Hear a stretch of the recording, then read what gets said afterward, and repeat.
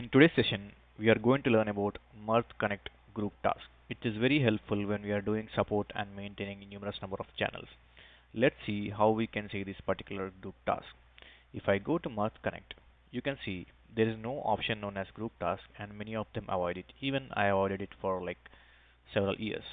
So if you want to add the group task and grouping, you should know what is the use of grouping.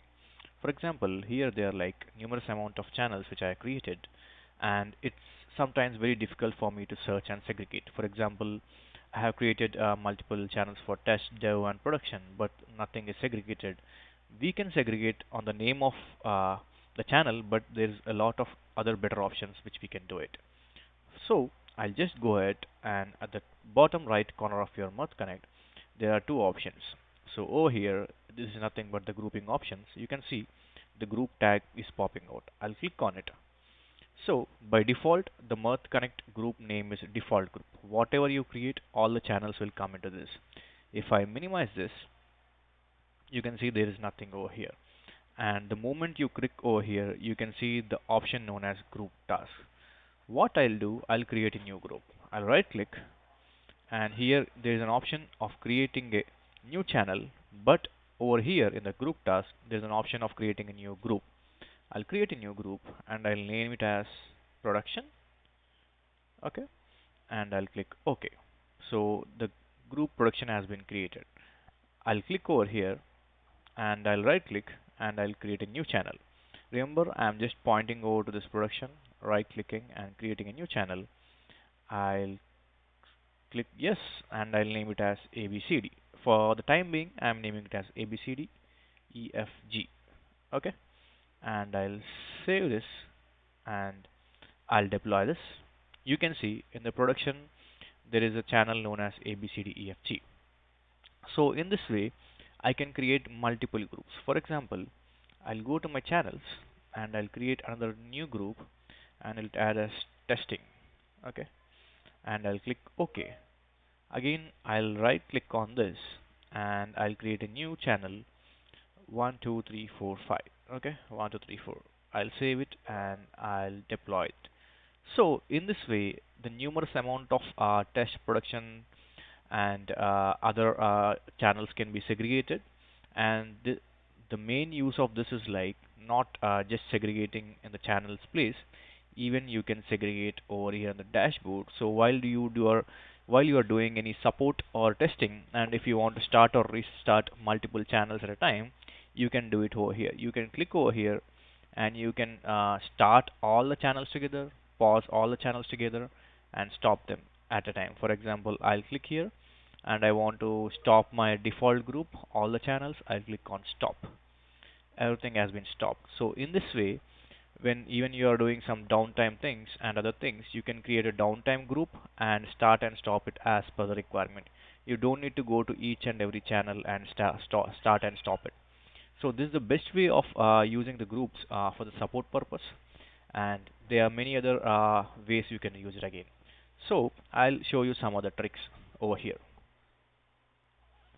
If you want to export complete production set of groups to another main production server, you can directly export the complete group altogether. So when I click on export group, automatically the complete production group will be exported. So if you are doing migration from one Mirth engine to another Mirth engine, it would be very easy to export all the channels in the production or testing or anywhere. Even while you are doing gatekeeping is nothing but moving channels from one particular engine to other engine. You can create on your local environment as production and test it, and after all the things have been done, you can move this channel to the new Mirth engine. So you have like numerous options to do all this. Again, I click on production. You can export all groups. You can import altogether new group. For example, if you are running a production Mirth environment, you can export from here and import to the new Mirth environment by using the import group. So even you can edit all the group details and you can write what is this main group purpose for. And for example, I want to create a new group known as tutorial, and I want to segregate all the channels which I create for this tutorial over here.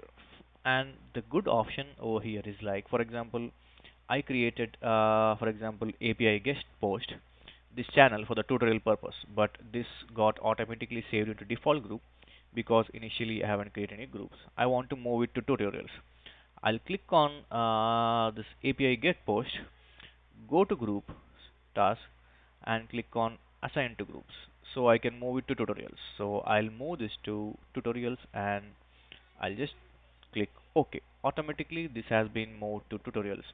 Not even in the channels, even the dashboard it will be moved. So it is asking me, would you like to save the changes? Yes. Perfect. For example, here there is no group tutorials because nothing is in the nothing is active. So what I'll do, I'll right click and enable this channel. Perfect. If I go to dashboard, automatically the tutorial should pop out. Okay, it hasn't popped out over here. What I'll do, I'll go here. I think I need to deploy it. Yeah, deploy the channel. Perfect. You can see the tutorials has been popped up over here. So you can perform numerous tasks in a very easy way, segregating all your channels into multiple groups, whether it's downtime or test mode or gatekeeping, whatever it is, it would be very easy. And I'll go here and I'll show you another tip over here. You can move it very easily in multiple other ways. For example, I have created this particular JSON to HL7 raw for my tutorial purpose. So I just don't want to click on assign to group. I can drag this and I can move this over here. You can see the tutorials JSON to HL7 raw has been done. Let's do it. It looks very fun. For example, I'll move this message builder from default group to tutorials. I'll just click on it, drag it, and drop it over here.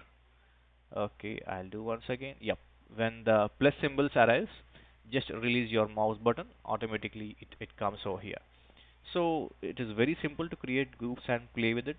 You also try and play as much as possible. And if you want to delete any particular group, I'll show you one tip. For example, there is a testing group over here and it has 1 2 3 4.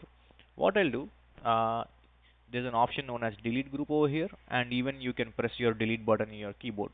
Right now I am pressing the delete button in my keyboard and I'll press delete. Now you might wonder, oh, there was a channel 1 2 3 4 in it and I don't have this channel right now because the group has been deleted. No, whatever you delete in the group section, automatically all these channels will come under the default group. For example, there is a channel known as production over here, a group as production, and channel is ABCDEFG. I'll delete this production group. Automatically, this channel will come into default group. Let's delete it. I'll go ahead and delete the production group. Perfect.